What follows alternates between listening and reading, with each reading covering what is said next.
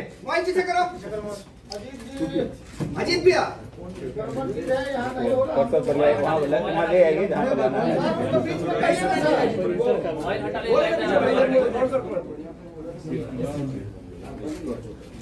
अजीत भैया ठीक है ना। अरे वो दूसरा आ गया है, दूसरा पेज आ गया, पेज पेज आ गया। ठीक थे आप, ठीक थे।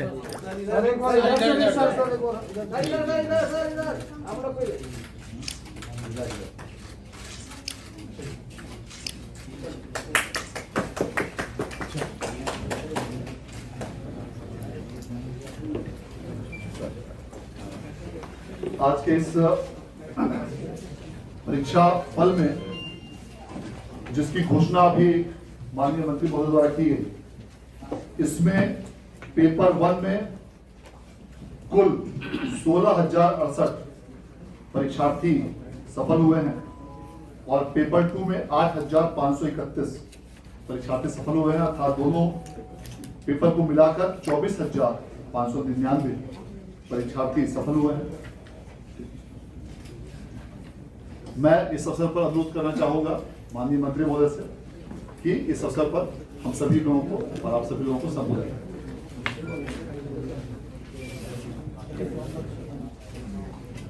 हमारे शिक्षा विभाग के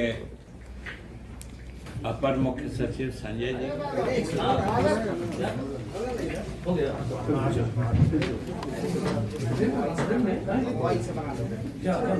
लैपटॉप पे जो करेंगे ना तो मोबाइल से बनाना।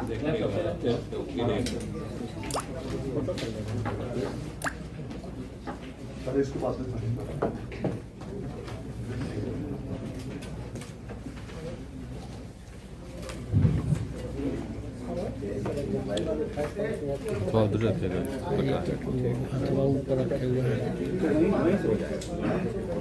उसको ऊपर जाना भी।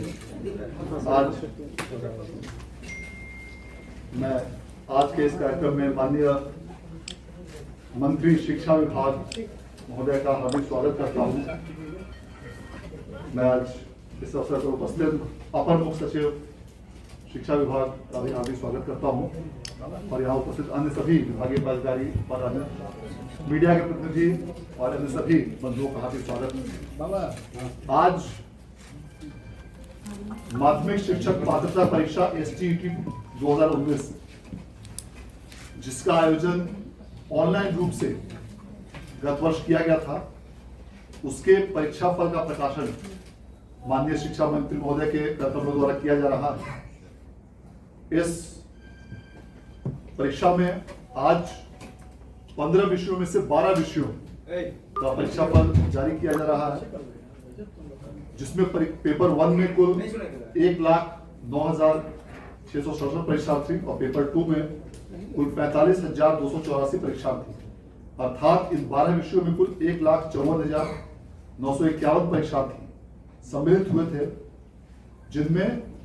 आज जिनका परीक्षा फल थोड़ी देर में अभी माननीय मंत्री महोदय के कर कमरों द्वारा जारी किया जाएगा। मैं अनुरोध करना चाहूंगा माननीय मंत्री महोदय से कि कृपया इस अवसर पर परीक्षा फल जारी करें। जो आपको आनंद किशोर जी ने बताया कि लगभग यूं तो 37,000 वैकेंसीज हैं, लेकिन उसमें से 25,000 के आसपास 24,599 एग्जैक्टली वो आज नतीजे घोषित हो रहे हैं। और ये जो घोषित हो रहे हैं, ये समझिए कि लगभग इतनी या और भी अधिक वैकेंसी मतलब रिक्तियां हैं, पहले से रिक्तियां। इसलिए अमूमन आज जितने लोग इसमें उत्तीर्ण या सफल घोषित हो रहे हैं, वो सब के सब या तो 9वीं 10वीं के लिए या 11वीं 12वीं के लिए, जिसको कहिए माध्यमिक विद्यालय में या उच्च माध्यमिक विद्यालय में, ये सभी शिक्षक नियुक्त होने की पात्रता रख रहे हैं इस उत्तीर्णता की बात। और आप सब जानते हैं कि ये 7वें चरण की नियुक्ति होगी, 7वें चरण की, जिसके ये सब इंटाइटल्ड मतलब हकदार हो गए हैं उसमें शामिल होने के। और इसमें इतनी नियुक्ति हो रही, अभी आप लोगों भी ने देखा होगा हमारे प्रदेश के कुछ छात्र मतलब परेशान हो रहे हैं कि छठे चरण की नियुक्ति भी हम लोग अभी नहीं कर पा रहे हैं। उसके पीछे भी आप सबने देखा होगा, सुना होगा कि हम लोग विधानसभा के फ्लोर पर, विधान परिषद में भी लगभग प्रतिदिन इसके बारे में जानकारी देते रहते हैं कि वो मामला न्यायालय में लंबित है। और उसमें भी हम आपको भी बताना चाहते हैं और आपके माध्यम से पूरे प्रदेश की जनता को भी, और जो अभ्यर्थी हैं बिहार विद्यालय परीक्षा बोर्ड के सर्वे सर्वा हमारे आनंद किशोर जी, निदेशक प्राथमिक शिक्षा रंजीत जी, और यहाँ उपस्थित सभी सम्मानित मीडिया के साथियों, आज का जो मुख्य मकसद है और जो कार्यक्रम है उसकी रूपरेखा या उसके मूल बिंदु को हमारे आनंद किशोर जी ने आपको बताया है। ये कई मायने में महत्वपूर्ण है आज का दिन जो है, इसीलिए विशेष रूप से हमने आप सबों को यहाँ आमंत्रित किया है। एक तो ये खास उपलब्धि है इसलिए कि आपने देखा होगा, जैसा कि आपको बताया गया है कि ये कोरोना काल में कोरोना के गाइडलाइंस प्रोटोकॉल का पालन करते हुए ये चुनौतीपूर्ण काम लगभग 1,78,000 छात्रों का इम्तिहान लेना, ये अपने आप में चुनौती भरा काम था। और ये बिहार विद्यालय परीक्षा समिति ने इस काम को सफलतापूर्वक अंजाम दिया है। इसके लिए हम विभाग की तरफ से आनंद किशोर जी को और उनकी पूरी टीम को बधाई देते हैं और शुभकामनाएं देते हैं।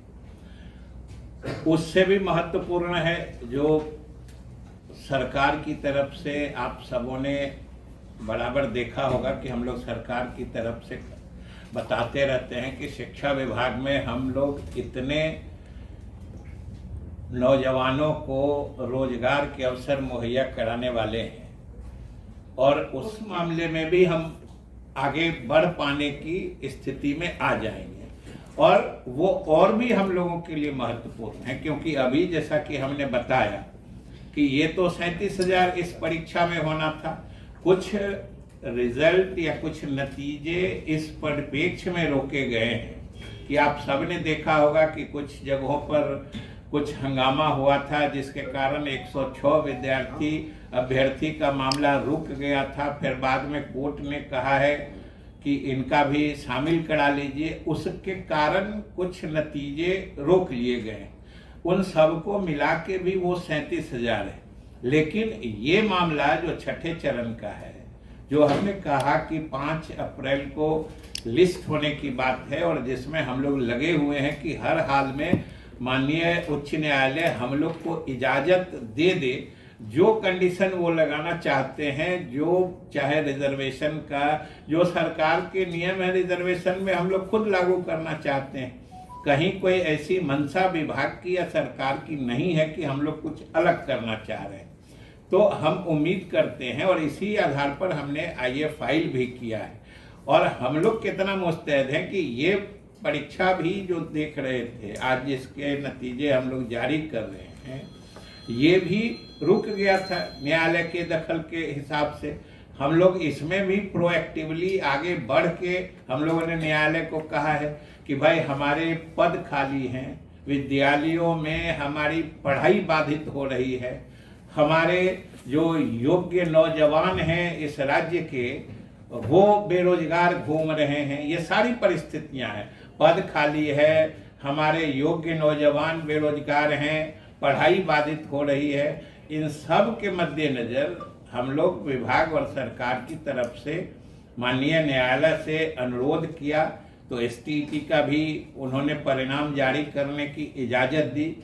जिसके फलस्वरूप आज हम लोग उसको आपके सामने जारी किया है। आए थे उनको भी हमने बताया है कि हम लोग सरकार की तरफ से पूरी मुस्तैदी से लगे हैं, और मुस्तैदी का आलम ये है कि कोर्ट से हम लोगों ने कहा है कि भाई आपका जो जो डायरेक्शन है, और ये भी अच्छी बात है कि वो जो कह रहे हैं या कोर्ट ने जिस बिंदु पर विचार करने के लिए मामले को अपने यहाँ एडमिट किया है और आगे की कार्रवाई स्थगित की है, उन सब मामलों में या उन सब बिंदुओं पर हम लोग सरकार खुद वही करना चाह रही है जो कोर्ट की मंशा है। इसलिए उसमें भी कोई ऐसी बात नहीं है कि कोर्ट का कहना कुछ और है या हम लोग सरकार के तरफ से कोर्ट जो कह रही है उसको नहीं मानना चाह रहे हैं। हम लोग सिर्फ कोर्ट की इजाजत चाह रहे हैं, और उस मामले में भी हम लोगों ने जो आइए कहते हैं जल्दी सुनवाई के लिए जो इंटरलोक्यूटरी एप्लीकेशन फाइल किया जाता है, वो हम लोगों ने विभाग की तरफ से दाखिल किया है और उसकी मेंशनिंग भी हमने कर दी है। और अच्छा डेवलपमेंट ये है कि माननीय न्यायाधीश लोगों ने उस पर अमल करते हुए या उसका संज्ञान लेते हुए 5 अप्रैल को प्राथमिकता के आधार पर उस मामले में भी हम लोगों के आईए पर विचार करने का फैसला किया है। और हम उम्मीद करते हैं कि अगर सभी कुछ अनुकूल रहा या कोई ऐसा अनफोर्सीन रीजन नहीं आया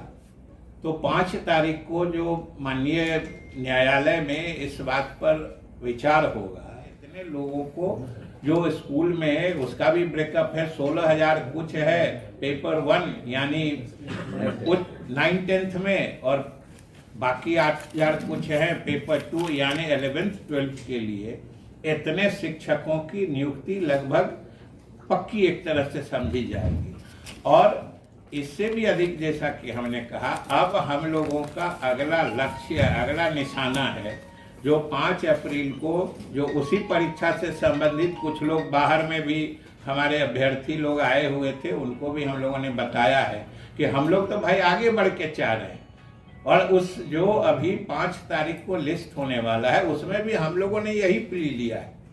कि भाई हमारे इतनी रिक्तियां हैं, उसमें तो और लगभग 1.25 लाख की बात है, 90,000 है, 30,000 है कि इतनी रिक्तियां हैं, इतने हमारे नौजवान बेरोजगार हैं, और रिक्तियों पर नियुक्तियां नहीं कर पाने के कारण हमारे विद्यालयों में पढ़ाई बाधित हो रही है, हमारे बच्चे अध्ययन अध्यापन से महरूम रह जा रहे हैं। इसलिए हम लोगों ने निवेदन किया है और हम पूरी उम्मीद रखते हैं, हम पूरे आशावान हैं कि उस दिन भी, क्योंकि हम लोगों का वैलिड ग्राउंड है और कोई ऐसी हमारी अदरवाइज मंशा भी नहीं है, इसलिए हम समझते हैं कि उसमें भी हम सफल होंगे। और अप्रैल में जो उम्मीद है कि उसमें भी